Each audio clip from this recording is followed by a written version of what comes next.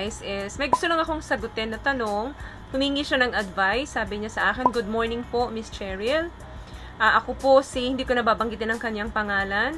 Sending you this email kasi gusto ko pong magpa-advise sa inyo regarding sa marriage problem ko. About my wife po, having an affair with a tomboy.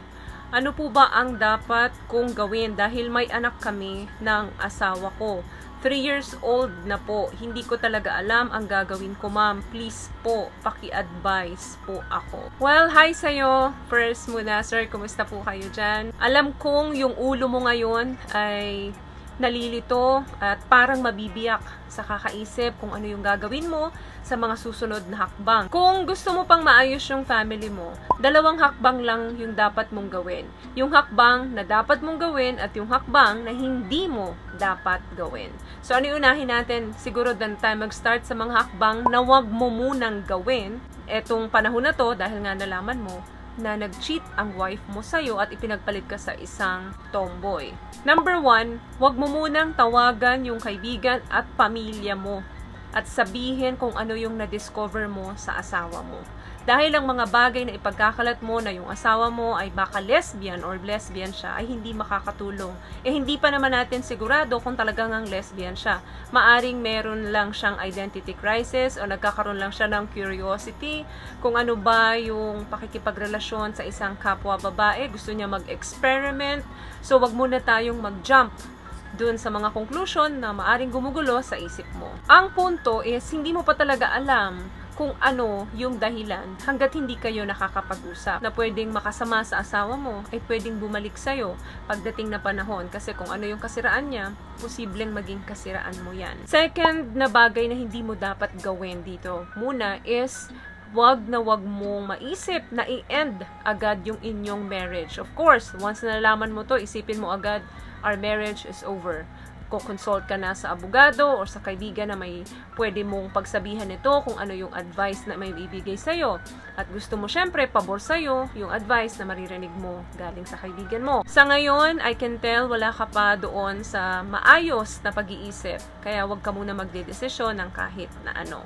Importanteng magkausap muna kayo ng asawa mo ng maraming beses. Kung kailangan nyo bang i-consider ang marriage counseling bago kayo pumunta sa attorney or mag-file ng annulment. Another thing na wag mong gagawin is wag ka munang maging masyadong clingy sa kanya. Kasi the more na nilalambing mo yan, mas lalong mapapalayo yung loob niya sa'yo. Kasi iniisip niya, kaya mo ginagawa sa kanya yung pagiging masyadong clingy is because inaamo mo siya pabalik sa kanya. Kung sakali lang na magiging clingy ka sa kanya or iniisip mo na dapat mas maging malambing ka sa kanya ngayon, no. Kasi parang maa-annoyed siya sa'yo at dun sa ginagawa mo at hindi attractive sa kanya yon. Another thing na wag mo dapat gagawin is wag mong questionin yung iyong manhood. Iisipin mo na, kaya ba nag-cheat ang wife ko sa akin sa ibang babae dahil ba hindi siya nasasatisfy sa pagkanalaki ko? Wala kang kinalaman dun. Yung pagkakaroon ng attraction ng asawa mo sa ibang babae ay hindi ibig sabihin nun na yung masculinity mo ay hindi na kawili-wili sa asawa mo. Walang kinalaman yung pagkalalaki mo dito. Period. So, dumako naman tayo dun sa mga dapat mong gawin dito sa situation mo. Number 1, get calm. Subukan mong huminahon palagi. Kasi kung palagi kang galit, palagi kang upset, palagi mo siyang sinusumbatan, fight, hindi favorable to sa relasyon nyo. So, every time makakaramdam ka ng galit, anxiety, or nakukonfuse ka, palagi kang huminga ng malalim.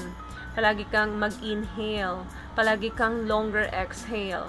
Makakatulong yon para mabawasan yung inyong anxiety at yung tension mo. Another thing na kailangan mong gawin, palagi mong paalalahanan yung sarili mo na this is not your fault. Kung hindi na maganda yung relasyon nyo at may nagkukulang na sa relasyon nyo, hindi ibig sabihin nun ay may karapatan na yung asawa mo na ipagpalit ka sa kapwa niya babae. This isn't about you.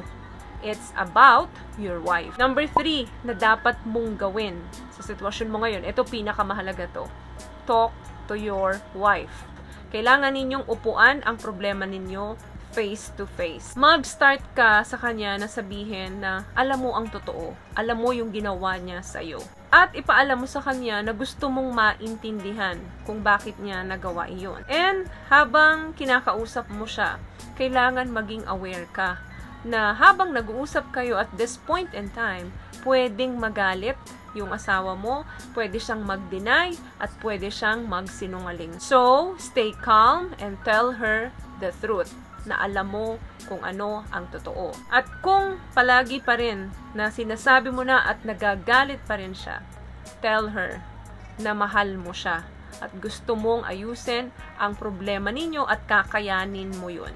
Yakapin mo siya at hawakan mo yung kanyang kamay. At sincere mong iparamdam sa kanya na gusto mong maayos kayo. Subukan mong makipag-conversate or makipag-usap sa kanya with your curiosity.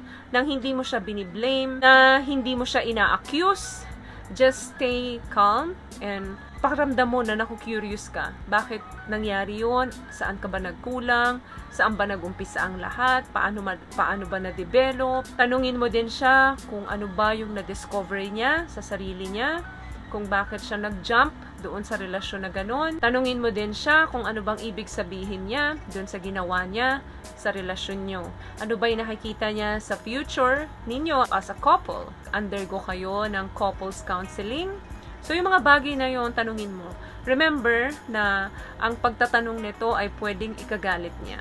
So, don't stop. Hindi to isang beses lang na dapat i-communicate mo sa kanya. So, unti-unti, maging matyaga ka hanggang maging kalmado na kayo pareho. Hanggang maging comfortable na kayo na pinag-uusapan ang mga bagay-bagay na ito. Kasi may pinanggalingan yan eh. Yun ang dapat mong alamin. Kung paano nag-umpisa, saan nanggaling ito, bakit nauwi sa ganon. Another thing na dapat mong gawin, mag-take time ka na i-recall kung ano ba yung mga complaints ng asawa mo sa'yo before nung hindi niya pa ito nagagawa. Alam mo yan na bago nangyari to, may mga complaints na siya na idinudulog sa'yo na maaaring binaliwala mo. At kapag na-recall mo yon, i-challenge mo siya kung ano ba yung dapat gawin para maayos or mabura sa isip niya yung mga complaints niya noon at nang masolusyonan mo. Paano mo ba matatapalan yon? So, kailangan i-address mo muna yun sa sarili mo kung ano ba yung pagkukulang or pagkakamaling nagawa mo sa kanya na kinukomplain niya noon. So, antayin mo siyang sumagot at intindihin mo bawat salita, bawat detalye na sinasabi niya sa'yo. Then, pagkatapos nun, it's time for you to clean up lahat nung kalat na nagawa mo. Lahat ng mga complaints na sinabi niya noon na hindi mo pinapansin. It's time for you na ayusin lahat yon. Kung gusto mo pang maayos yung marriage ninyo. Hindi nyo rin dapat ito muna ipaalam sa anak ninyo. Alam nyo guys, infidelity or cheating or whatever you call it, napakahirap i-recover niyan sa isang couple. At para sa sarili ninyo, napakahirap kapag pinagdaanan nyo yung mga ganyang problema sa relasyon. Lalo na kapag parehong gender yung ipinalit sa inyo, kasi wala tayong batas dyan eh. Hindi mo siya pwedeng kasuhan. Sa pagkakaalam ko guys, so correct me if I'm wrong. Sa pagkakaalam ko kasi, hindi mo pwedeng kasuhan kapag niloko ka ng wife mo or ng husband mo, tapos same gender nila yung ipinalit sa'yo. Kakababa kasi ng pagkatao, ng self-worth kapag niloloko tayo ng mga kapartner natin. Yan yung unang mararamdaman natin eh, yung kamahal-mahal ba tayo, hindi ba tayo deserve na mahalin ng todo, hindi ba tayo deserve na makaranas ng faithful and honest na relationship.